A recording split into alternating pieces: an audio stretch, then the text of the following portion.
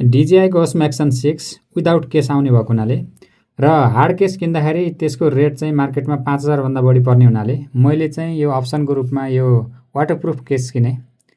यो चाहिँ तपाईको नर्मल प्रोटेक्सनको लागि पनि हुने, अन्डर वाटर भिडियो खिच्नको लागि पनि बेस्ट हुने र यसमा ड्रप प्रोटेक्सन पनि भएको हुनाले मलाई चाहिँ यो केस राम्रै लाग्यो। किन भन्दा तपाईको यसको रेट चाहिँ तपाईको हार्ड केस भन्दा लगभग आधा भन्दा कम मूल्यमा पाइन्छ र प्रोटेक्सन चाहिँ हार्ड केसले बराबरै दिन्छ।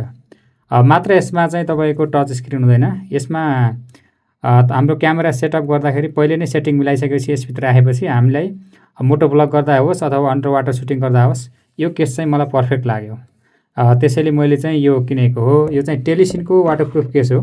यो चाहिँ टेलिसिन ब्रान्डको प्रोडक्टहरु लगभग राम्रै पनि हुने गर्दछ र यो चाहिँ देख्दाखेरि अलि बल्की भए तापनि यसले चाहिँ 360 डिग्री प्रोटेक्सन गर्ने हुनाले मलाई चाहिँ एकदम मन पर्यो। यसमा स्क्रैच रेसिस्टेन्ट र वाटर डस्ट रेसिस्टेन्ट भएको हुनाले यसबाट भिडियो क्वालिटी पनि राम्रै आउँछ। तपाईहरुलाई कस्तो लाग्छ guys, please comment on below.